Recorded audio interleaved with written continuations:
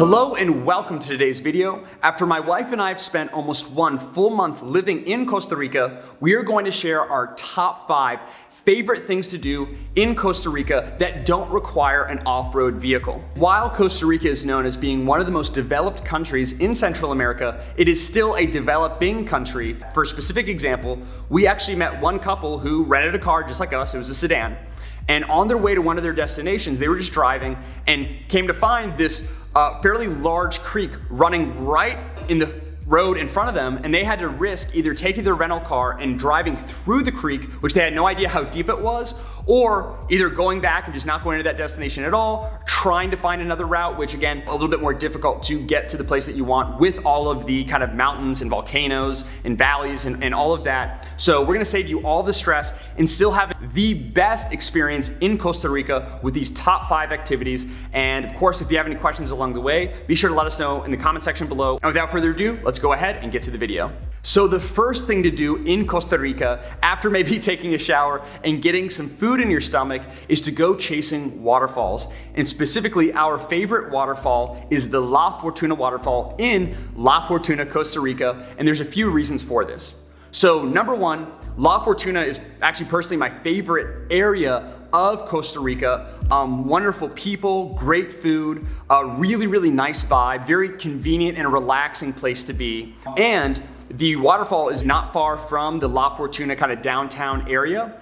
And so you basically can drive and then take a very short hike to get to the waterfall. So super convenient to get to. There's a ton in the La Fortuna area aside from just the waterfall. So it's a great kind of just destination overall. And then of course, maybe even most importantly, the waterfall itself is absolutely breathtaking. It's much longer and larger than a lot of people think. And when you get there, you can actually swim very close to the waterfall itself, which is not the case for a lot of other waterfalls just in the world that might be beautiful, but you can actually go in and swim near it in the icy cold, refreshing waters, which feels really great after a really hot and humid day. We went after a very long hike and it felt amazing going in the waters. And just so spectacular and breathtaking. One of the most beautiful places on planet Earth, in my opinion. And when we went, was significantly less populated than we thought. We thought it'd be kind of crowded and cram-packed with people. And at least when we went, it was not the case. So absolute paradise, not that difficult to get to. A lot of other great activities in the area, which is why La Fortuna Waterfall is the first thing to do in Costa Rica. And the number 2 thing to do in Costa Rica is to experience Latin America's longest zip line, which yes, is located in Monteverde, Costa Rica. And actually, Allie and I didn't know that this was the case until we stopped and stayed in Monteverde. So of course, naturally, we had to try it out. And for perspective, we experienced both ziplining in La Fortuna as well as obviously ziplining in Monteverde, Costa Rica. And hands down, they are not even close. Monteverde ziplining is by far the best. The specific agency that we used was 100% Adventures. We'll include a link to them if you just want to kind of check them out and know the exact agency that we utilized to kind of experience this.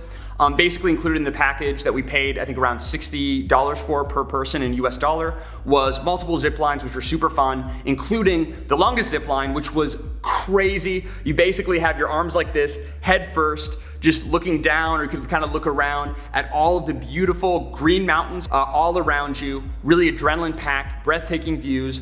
And at the very end of your kind of ziplining trip, you have the option of going on the Tarzan swing, which is basically this long, giant, bungee rope that you hold on to and you're kind of secured to. You jump off this platform like 60 feet down, the rope kind of catches you, and then you start swinging like Tarzan.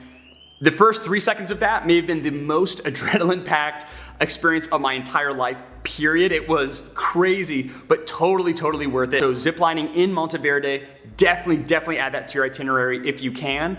And another thing that's really great about Monteverde is some of the best food that I've ever had in Costa Rica is in Monteverde. Really great and really cool restaurants like the Treehouse. You can also have super fine dining experience up in the trees as well. There's a lot of other great adventures in the area, like a cloud forest hike and a lot else to do in the Monteverde area. We stayed at the Selina Hostel when we were there and made a lot of new friends. So Monteverde overall, really, really great area. Keep in mind, it is a little bit more expensive than a lot of the other areas in Costa Rica, but especially ziplining, 100% worth it. Definitely add it to your itinerary. And number 3 thing to do in Costa Rica that Allie and I almost didn't do because we thought it would be boring, which was definitely not the case, is going on a coffee and or chocolate tour. So some companies in Costa Rica offer chocolate tours, other offer coffee tours, and some offer coffee and chocolate tours where you can see kind of the entire production of coffee and chocolate right from the seed or from the bean all the way into what we kind of traditionally think about when we think of coffee or chocolate. And like I said, Allie and I almost didn't do this because we thought it'd be really boring, but we went on the Don Juan coffee and chocolate tour in La Fortuna, which they also offer this same tour in Monteverde as well, and would definitely recommend them. Our guide was extremely knowledgeable, of course, not just the process of kind of coffee production and chocolate production, which we learned like a crazy amount and was very, very eye-opening and so cool to smell all the different kind of flowers and beans, to see the entire different production process and literally kind of make our own coffee from scratch. But our guide also showed us sloths that we saw in the trees kind of along the way, toucans and other exotic birds. We even saw a green poison dart frog, which is like one of my top things that I wanted to do in Costa Rica was just see a poison dart frog. Definitely worth it. And the number 4 thing to do in Costa Rica is explore Manuel Antonio National Park. So Manuel Antonio is, first of all, it's the one place in Costa Rica that I would love to go back to the most. It is this beautiful tropical peninsula with beaches on either side that's filled with diverse and exotic wildlife. And it was actually founded by, or at least mapped, by Ponce de Leon. Ponce de Leon is the same Spanish explorer that charted what is now modern day Florida. He believed that the Fountain of Youth was actually in Manuel Antonio and went searching for it there. It also has a history of pirates. One of the fiercest Native American tribes lived in that area. So a ton of really rich history, really great food. Some of the best falafel that we've ever had was actually in Manuel Antonio at this Israeli restaurant. And you can actually get some pretty incredible, amazing hotels at pretty reasonable prices, or at least we did, to where you can literally wake up with the sun rising behind the Manuel Antonio Peninsula. And then obviously actually going into the park, very easy to do, and again, can be done with a regular kind of sedan. You pull up on the street, park.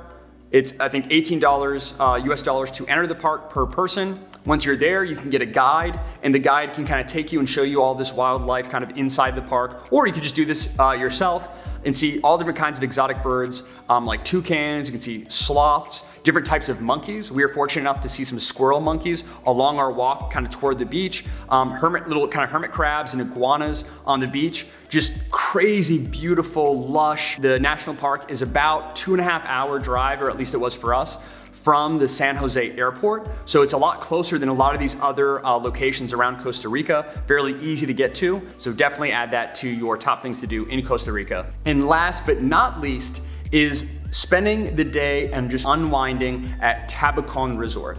So Tabacón Resort is this very luxurious, beautiful resort that has been built around these naturally occurring thermal pools, which is actually a very short drive away from La Fortuna Waterfall.